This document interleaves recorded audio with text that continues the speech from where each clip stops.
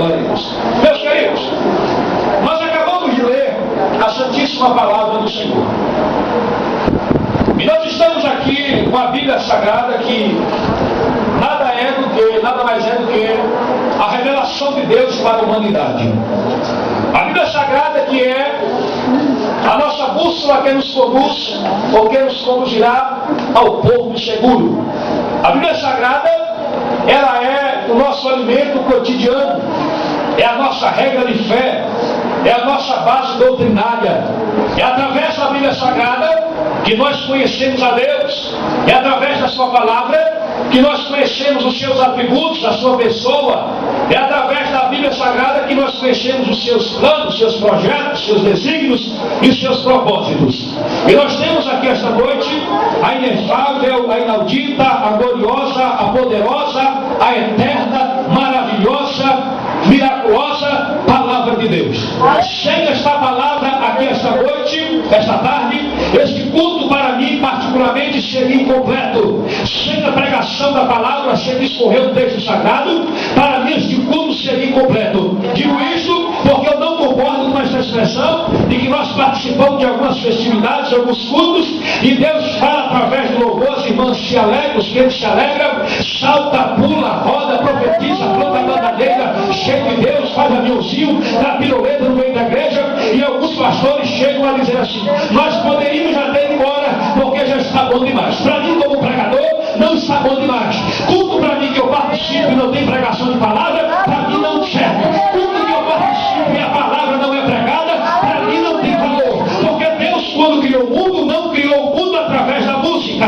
Deus, quando criou o mundo através da palavra. E disse Deus: haja luz, e houve luz. É a palavra quem faz, é a palavra quem renova, é a palavra que batiza, é a palavra que habita, é a palavra que dá esperança, é a palavra que gera fé.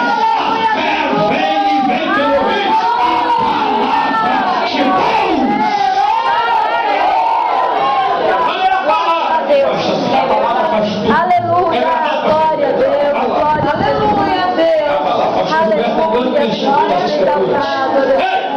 nós temos aqui o Evangelho de Jesus Cristo, segundo escreveu São João. São João, ele é o quarto dos 4 evangelistas que escreveram a biografia e o ministério do nosso Cristo. E o capítulo, ou por que não dizer, o livro de São João, esse livro que revela a Jesus nos seus 21 capítulos, são apenas 21 capítulos, esse homem ele dedicou para escrever quem é Jesus, do primeiro capítulo ao capítulo de número 21. No capítulo 1, João diz que Jesus é o Filho do Homem. No capítulo de número 2, João diz que Jesus, ele é, no capítulo 1, ele é o Filho de Deus. No capítulo 2, ele é o Filho do Homem. No capítulo 3, ele é o Mestre Divino. No capítulo 4, ele é o ganhador de alma. No capítulo de número 5, João mostra Jesus como grande médico. No capítulo de número 6, João mostra Jesus como convívio que desceu do céu. No capítulo de número 7, João mostra Jesus como a fonte d'água da vida. No capítulo de número 8, João mostra Jesus como defensor do fraco, como sou aqui esta tarde, preciso da ajuda dele. No capítulo de número 9, João mostra Jesus como a luz do mundo, e ele disse: os homens amaram mais as trevas do que a luz, que é a própria pessoa de Jesus Cristo. No capítulo de número 10, João mostra Jesus como o bom pastor, e o bom pastor dá vida pelas suas ovelhas. No capítulo de número 11, que foi esse capítulo que nós vemos, João mostra Jesus como o príncipe da vida. No capítulo de número 12, João mostra Jesus como rei.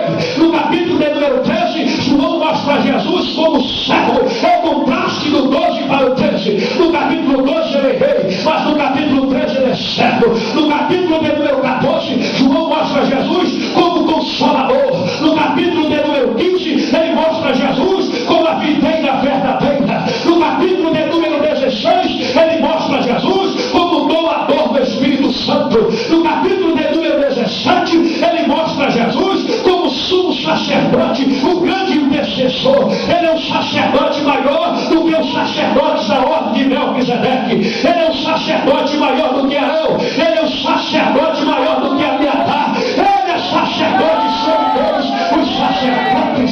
No capítulo de número 18, Jesus é o sofredor modelo. No capítulo de número 19, é o Salvador crucificado. No capítulo de número 20, ele é o conquistador da morte. Venceu a morte. Olha aqui para mim, Jesus venceu a morte. A morte que batia no peito e dizia que era forte. Jesus é mais forte do que a morte. Você já deve ter ouvido essa história. Diz que uma certa feita conta-nos, estava na ovelha, que o fogo começou a dizer: eu sou forte e eu sou forte. Mas ali apareceu a água e a água disse: fogo, eu sou muito mais forte do que você, porque eu consigo te apagar. Aí a água começou a bater no peito e começou a dizer: eu sou mais forte do que o fogo, eu sou mais forte do que o fogo. Mas daí veio as nuvens e através do processo as nuvens conseguem sugar a água e dizer: eu sou mais forte do que a água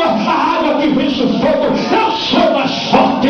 Mas aí aparecem as montanhas e conseguem dispersar todas as nuvens. Aí as montanhas começam a dizer: eu sou mais forte do que as nuvens que vencem a água que vence o fogo. Oh, duelo terrível e duelo tremendo. Mas daí as montanhas, quando bastam ele dizendo que é forte, aparece um homem através do maquinário, destrói a montanha, faz dela virar uma cidade, faz dela virar prédios. Aí o homem começa a dizer: eu sou mais forte do que a montanha que vence as nuvens que vence a água que vence o fogo. Eu sou forte. O homem diz que é forte, mas